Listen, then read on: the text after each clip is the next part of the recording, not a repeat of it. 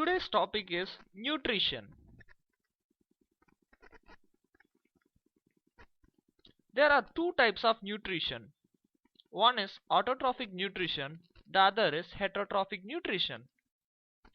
Heterotrophic nutrition is further classified as parasitic nutrition and saprophytic nutrition. So what is autotrophic nutrition? Autotrophic nutrition is basically meant that the organism can produce their own food. Most of the green plants are self-dependent.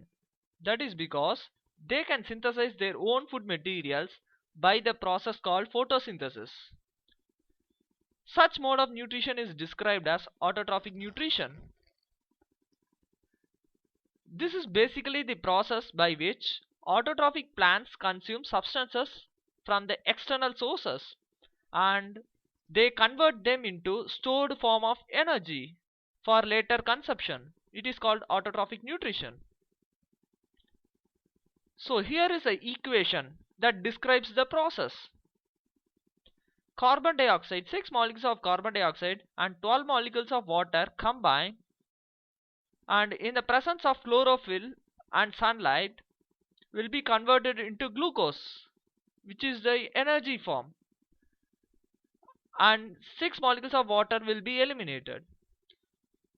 So the materials are taken in the form of carbon dioxide and water, which are converted into carbohydrates. The glucose here is called carbohydrates in the presence of light and chlorophyll.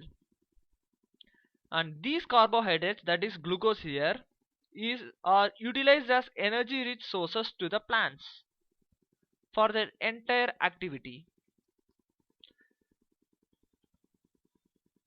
Here is a picture that describes how it happens. In the presence of sunlight, carbon dioxide and water is being absorbed by the plant. Chlorophyll pigments will be present in the leaves and that will produce glucose, that is carbohydrates, and then gives out water and oxygen. This process is called photosynthesis. So what are the raw materials and other necessary items that are required for photosynthesis? The basic one is chlorophyll. The green pigments in the chloroplast is called chlorophyll. That is an organelle of the cells of leaf. Sunlight, as you know, that is the energy from the sun. So then water. Plant absorbs water from the soil through their roots. And carbon dioxide. Carbon dioxide is being assimilated from the atmosphere through their leaves containing small pores called stomata. Leaves will contain a small pores inside, and this is helpful in absorbing carbon dioxide from the atmosphere. Next we can see what is heterotrophic nutrition. I already told that in autotrophic nutrition, in the case of autotrophic nutrition, plants do have chlorophyll that helps them for preparing their own food. Heterotrophic nutrition is opposite to that. That is, they cannot prepare their own food. Instead, they depend on other organisms because there is no chlorophyll in them. There are organisms that cannot synthesize their own food, that is unable to synthesize organic compounds to use as food. They depend upon plants or other organisms for their nutrition. So what is the reason behind this? All organisms except green plants do not possess chloroplast. So they do not carry out photosynthesis. Example for heterotrophic nutrition are animals, fungus, and many prokaryotes are examples for heterotrophic nutrition. Heterotrophic nutrition can further be classified as holozoic, saprophytic, and parasitic. What is holozoic nutrition? I'll first say the example. We humans and animals come under this holozoic nutrition. So what we do? Obtaining nourishment as animals do by ingesting complex organic matter into them. Like complex food is taken into specialist digestive system and broken down into small pieces and absorbed. This consists of 5 stages: ingestion, digestion, absorption, assimilation, and egestion. As I told you, animals are an example of this type of nutrition. So what is ingestion? Taking in complex organic food through mouth opening is called ingestion. We eat daily, right? So that is called ingestion. So what is digestion? The food taken should be digested, like separating proteins, carbohydrates, lipids, and those things will be separated and digested.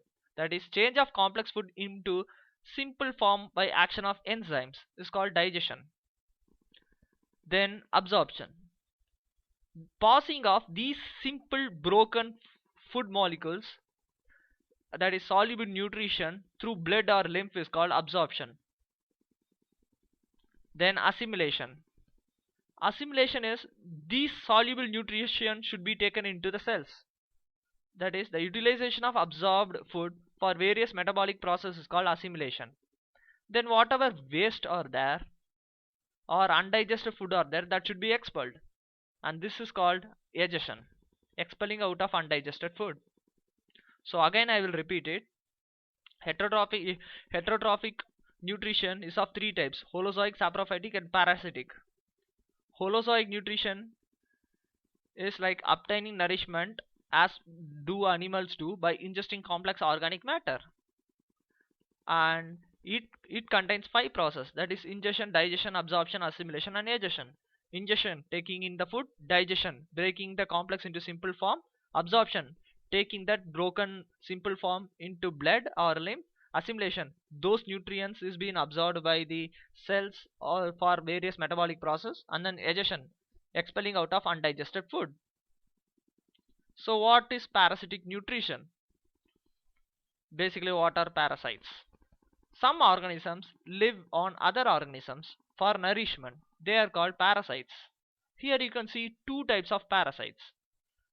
Cuscuta is a parasitic plant and Viscum is a parasitic plant. The plants or animals in which the parasites live for nourishment are called host. So host will contain the parasites, and host are the ones which provides nourishment to them. Parasitic plants have some special roots which penetrate the host plants and absorb food from the phloem and water and minerals from xylem. These parasites will have some special roots that is capable of absorbing food materials from the phloem and water and minerals from xylem of the host. These roots are called Haustoria. Example of that is Cuscuta and Viscum. This is Cuscuta and this is Viscum. Next, saprophytes. Some plants obtain nutrients from non-living organic matter, and those are called saprophytes. It includes many fungus and bacteria.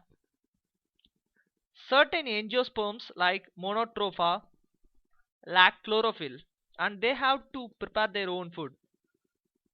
And they have a special appendages called mycorrhizal roots, and the plant absorbs nourishment from the humus soil through their mycorrhizal roots, and this is that plant, Monotropa. If you see, there will be mycorrhizal roots that absorbs nourishment from the humus.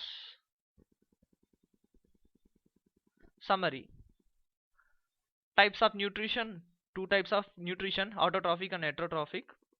Autotrophic nutrition, that is, can synthesize their own food as they contain chlorophyll. Example is plants. Heterotrophic nutrition depends on other organisms for their nutrition, and it is further classified into 3 types: holozoic, parasitic, and saprophytic. Holozoid, example animals and humans, they get nutrition by ingestion followed by digestion, absorption, assimilation, and egestion. After this, we also saw about parasitic and saprophytic. Parasitic is the organism that lives and feeds on other organisms for their nourishment, and saprophytes are the organism that feeds on non-living organic matters.